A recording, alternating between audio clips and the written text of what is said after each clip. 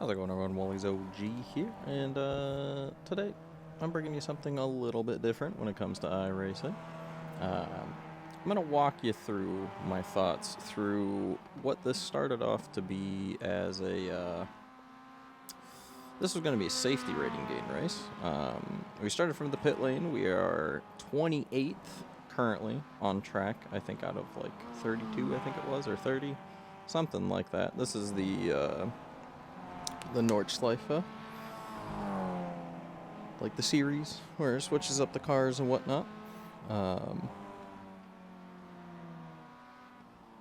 I'm still like, alright, you know, cold tires, all that kind of fun stuff. And then I see this ahead of me, this gaggle of cars. Not a super big fan, but still, it's like, alright, we need to only pass when we need to. I wasn't trying to get all racy and whatnot. I was not recording while I was actually doing this race. This was just supposed to be something that was supposed to calm me down, whatnot, which it did until a certain point. But once I got here, I kind of was like, all right, maybe this is gonna be one of the first guys that I'm gonna have to pass. He did let me by, so that was nice. Going to a really big heavy braking zone here. Good time to mention that I was recording this particular part, though, of the video, and not the voiceover, which I'm currently doing, while I was still in the pit lane, while this race was going on. So you can kind of probably tell what eventually is going to happen, but at least with the length, you know that something's, you know, at least we get through some good stuff. Still haven't yet really caught the group ahead of me. Just got by that first guy that kind of let us through, but it was around here is where I started catching. Some people started going off, a couple people started fighting, but we passed by the Rebel Tree since we're in Jimmy's car. Gotta say hi to the Rebel Tree, of course. I did wave while I was behind the wheel. You can either believe me or not. Either way.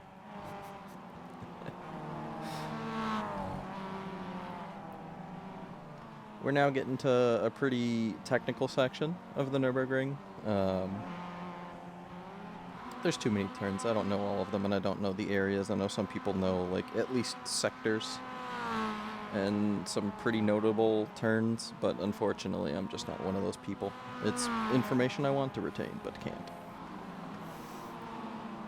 We go into some very hard braking zones into some tight twisties here, which kind of start bunching up the pack a bit for people who are a bit more brave on the brakes. But at this point in my head, I'm still like, all right, we have a bit of a gap to the guy behind. I'm pretty sure he also just wants the safety rating, so let's just chill here and we'll see what happens.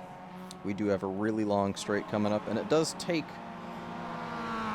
approximately 5 years to get up it in this Miata, but these are still fun.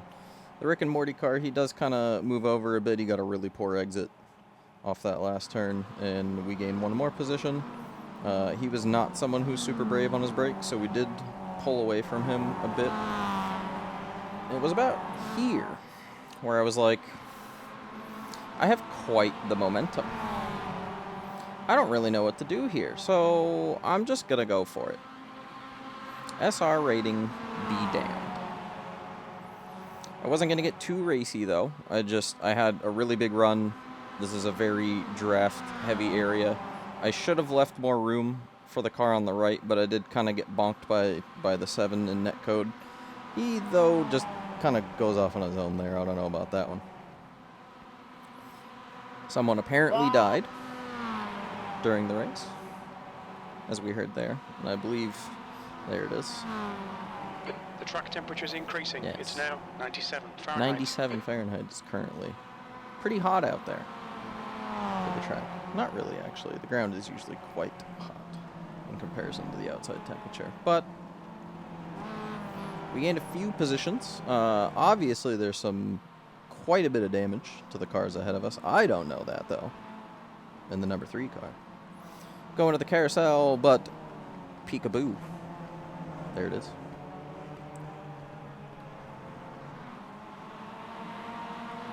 come up to another very long kind of, well, not very long, coming up to another long-ish sort of straight. And I can recall at this point in my head, I'm like, all right, there are passing areas here, but they're really, really sketchy. This is still lap 1. There's still 2 laps of this race. Some of these people might be dying up here. So let's just hold off. Let's not get too crazy. And let's just wait until the big straight, and then we can start passing people. So we keep our racing line. Slide a little bit. For style points, because why not? Nice tree shot there. Artistic and shies. Forget I'm trying to swear a little bit less on the YouTubes. Now I am quite close to the 10 car, and he is kind of falling off from the group ahead of us. So I start letting him know a little bit like, hey, I'm around. Just making sure, either in his rear view or whatever mirrors, just making sure he knows I'm there. And kind of saying, keep it up, bud. Although here, I'm flying. There's too much momentum. We do get the job done just before we have to go into this little right, left, right here. In some more powerful cars, you're sometimes all 4 wheels off the ground there a little bit. Coming up to one of the corners I do kind of know the name of, which is the second carousel, which I don't think is the actual official name of it, but it is the second carousel that is on this track. And off we go to the one big right before we go to, I think it's the Dodinger Straight? Please don't kill me. I don't know. I do enjoy this track, but again, information is not retained as easily. We did hear a little bit of commotion going on while I was yapping. And that did bring this group ahead of me, these 3 cars, quite a bit closer. And here, I just had all of the momentum in the world, and we get this nice little slow shot. It looks like I'm not really carrying that much more speed than everyone else, but I'm actually gaining quite a bit on that group of 5 cars that was in front of me, as you'll see here in a moment. 4 wide under the Bilstein Bridge. And I just go, thank you very much, up through the middle of everyone. And then I look in my rear view mirror, and I just see this. And I'm like, all right, where are we at now? So remember, we started from the pit lane, 28th car back. We come around this corner, and Jim tells me we are our P7. There's 6th right there ahead of us, and the rest of the group is not that far ahead of him. So I'm away from everyone behind. As long as I don't make any mistakes now, I just need to catch the front pack. It seemed pretty obvious that once tires were a little bit warm, I was a little bit quicker than everyone else, except for the DeWalt dive bomb behind me. I don't know what was going on through there.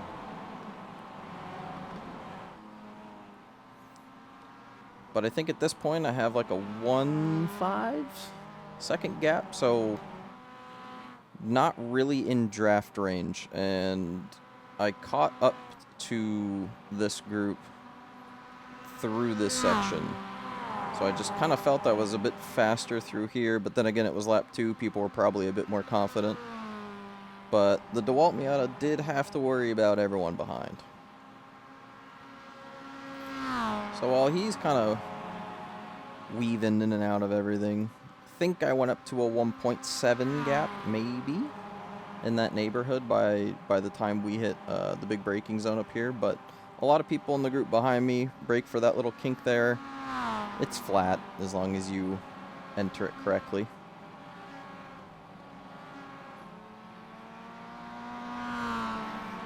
The DeWalt Cannon car did catch up to me a little bit coming out.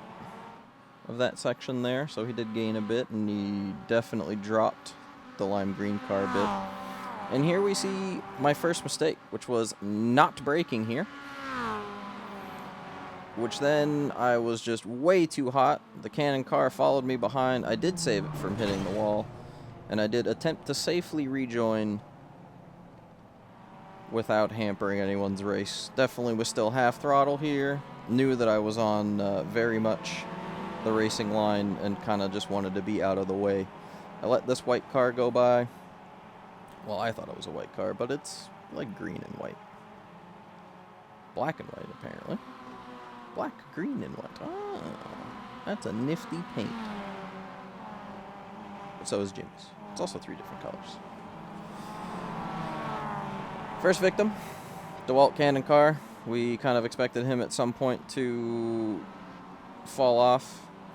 And then things kind of, you know, it just started spelling out for me right here. And I was not reading it very well. But every other turn it seemed like someone was spinning, someone was doing something. The Duck Hunt car behind me, he is flying. Number 13 is broken down over there, so that's another free position after I had my mistakes. But then, unfortunately, I'm blind staring at the back of the car ahead of me, and I didn't see the car that was stopped on the side. Did not get a call out from Jim, and there was no flag for whatever reason. I tried to make it all the way around. I remember thinking there was a fast repair, but then I realized there was not once we got here. And that's the end of this one. Just kind of goes to show you, you know, anything can happen in a race. You can go from last place up to top 10 to absolutely nothing. Thank you so much for watching.